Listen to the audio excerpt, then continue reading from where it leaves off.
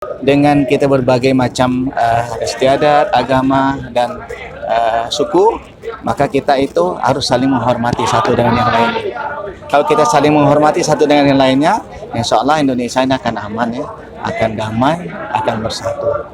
Nah, saya minta kepada kita semua, janganlah kalau kita itu mengeluarkan hal-hal yang tidak baik, apalagi teromongin masalah etnis, suku, agama, itu paling sensitif.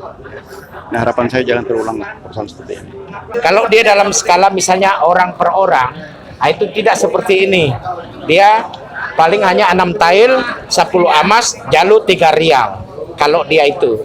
Tapi kalau yang sebesar ini itu bisa sampai 18. Dia 18 tail, 10 amas, jalunya sampai 6 real.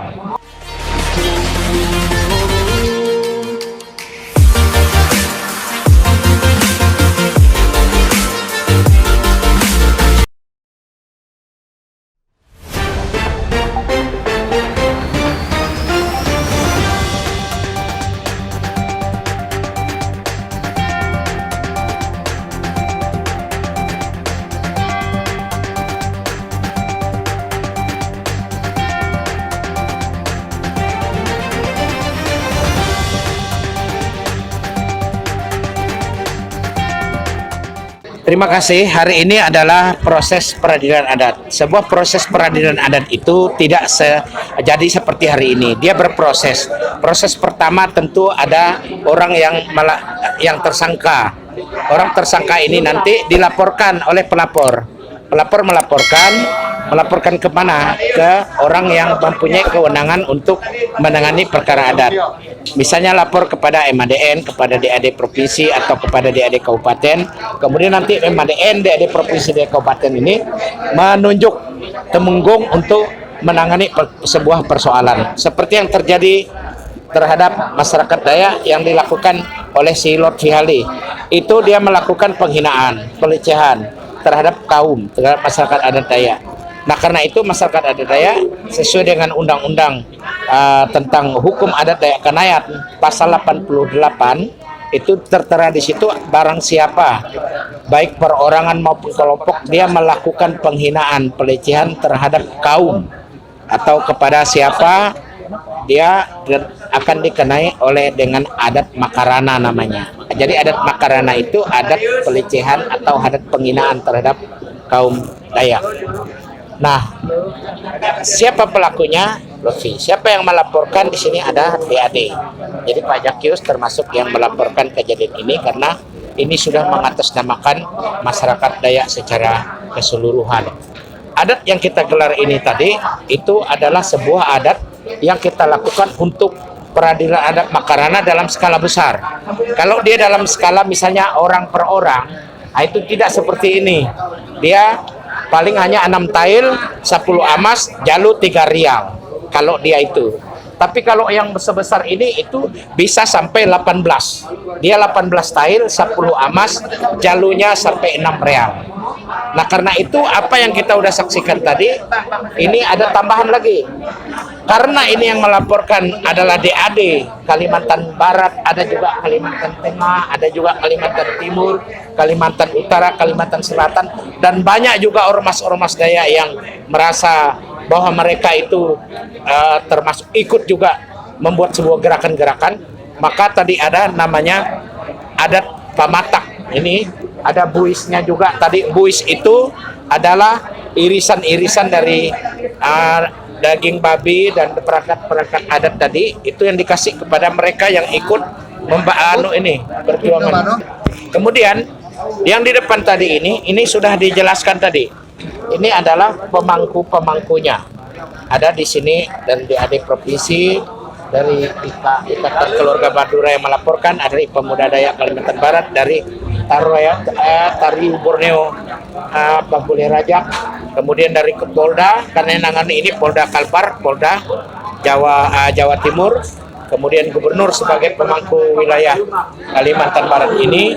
Nah, itu adalah orang-orang yang mereka kepala adat yang ada tempayan jampa ini tadi, yang kepala bayar besar ini tadi.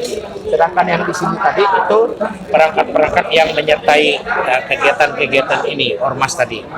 Jadi acara hari ini dengan dilaksanakannya acara adat Makarana dalam peradilan adat ini, maka secara hukum adat Dayak kesalahan Lutfi Huli itu sudah dihapuskan, sudah dimaafkan, sudah tidak ada lagi. Jadi Lutfi sudah minta maaf kepada kita sudah maafkan, dan semuanya kita cuci dengan upacara adat hari ini dalam rangka juga mengembalikan keseimbangan yang tadinya orang emosi udah menjadi tenang, yang tajam ditumpulkan, orang berpikir jahat jadi benar, orang nggak mengerti jadi mengerti, orang yang simpang siur informasinya tadi saat ini sudah dijawab semuanya. Dan apa yang kita lakukan ini menggambarkan persatuan kesatuan bahwa masyarakat Dayak ini benar-benar menjunjung adat istiadat dan hukum adat yang berlaku demi menjaga keamanan dan kedamaian. Kami kira seperti itu. Karena terus terang tidak semua orang memahami tentang peradilan adat. Kalau kita ini sudah belajar lama tentang peradilan adat dalam masyarakat adat Dayak, apakah pelaku itu kalau tidak dihadirkan pelaku tidak bisa dilaksanakan upacara adat? Tidak, bukan seperti itu. Walaupun pelaku tidak ada, dalam adat Dayak itu yang terkuat adalah ahli waris. Ahli warisnya, siapa ahli waris? Ahli waris itu kalau dia misalnya bujang, ahli warisnya ya bapaknya, mamanya, adik-beradiknya, sedarah dengan dia, itu ahli waris. Ahli waris bisa menggantikan posisi seorang tersangka dalam kasus peradilan adat, itu waris. Kalau seandainya pelaku tidak bisa dihadirkan, apakah pelaku tidak boleh tidak hadir? Bisa saja kalau dalam situasi seperti yang saya jelaskan. Kalau misalnya sekarang kita sudah menyepakati peradilan adat 3 hari atau 7 hari, ternyata dalam perjalanan waktu sebelum 7 hari lalu dia tabrakan mati, apakah orang mati mau dihadirkan? Kan tidak. Atau terjadi misalnya di situ kecelakaan, juga tidak bisa.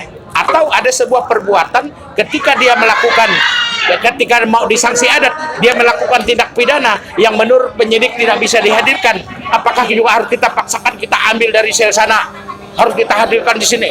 Juga tidak bisa. Nah, apalagi situasi sekarang. Nah, dalam adat Dayak itu begini, kalau seseorang melakukan kesalahan, ternyata dia lari, dia udah tahu, kita udah tahu si A melakukan kesalahan, dia lari. Bagaimana melaksanakan hukum adatnya? Melaksanakan hukum adatnya ahli warisnya yang harus dituntut bertanggung jawab terhadap dia. Kalau ahli warisnya tidak ada, siapa? Paguyubannya, kelompok-kelompoknya itu harus bertanggung jawab. Karena ada istilah adat Dayak itu, perahu itu hanyut, perahu kalau diikatkan di pangkalan sungai itu perahunya hangut. Tetapi kan pangkalannya masih tetap, nggak pernah dia pangkalannya ikut lari juga enggak. Nah, itulah istilah-istilah di dalam kearifan adat istiadat orang Dayak. Jadi kita jawab bahwa bisa tanpa dihadiri oleh si pelaku. Itu tidak akan mungkin karena prosedurnya akan lama, sedangkan kita ini menerapkan hukum adat kalau udah diputuskan 3 hari, 7 hari paling lama. Kalau lewat dari itu harus pasang adat lagi, harus keluar adat lagi. Nah, itu yang kita jangan sampai terjadi. Dan kalau sampai ini tidak dilaksanakan, kok terjadi apa-apa di dalam kegiatan-kegiatan, terjadi ini, terjadi itu, tabrakan, ada kematian, ada apa, huru hara, maka dia harus lebih bertanggung jawab lagi secara lebih besar. Sekali lagi Saya untuk minta kebaikan kepada Bapak kita semua ya, Kapolda, khususnya bangsa mohon Indonesia, masyarakat arahan tenaga siap untuk yang ada di mengangkat. Kalimantan Barat maupun di Kalimantan. Terima kasih. Jadi kalau bisa proses kasus yang pertama dan terakhir. Ya. Kita ini sebangsa setanah air, kita menghargai apa yang disampaikan oleh Pak Gubernur tadi ya. Kita bangsa Indonesia ya, beragam suku, agama, kemudian juga bahasa, tentu kita saling menghargai. Kalau kita satu, warna itu digabung, kita indah. Oleh sebab itu kalau kita bersatu jadi aman ya. Nah, saya minta kepada kita semua, janganlah kalau kita itu mengeluarkan hal-hal yang tidak baik, apalagi teromong lagi masalah etnis, suku, agama, itu paling sensitif.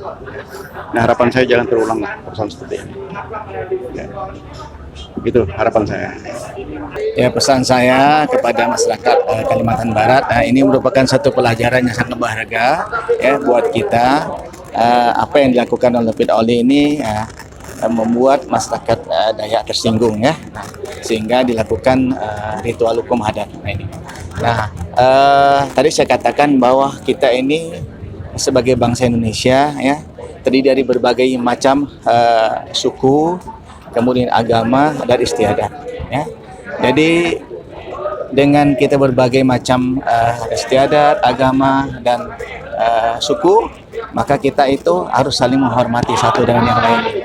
Kalau kita saling menghormati satu dengan yang lainnya, insya Allah Indonesia ini akan aman ya, akan damai, akan bersatu. Itu aja kuncinya, saling menghormati satu dengan yang lainnya. Oke.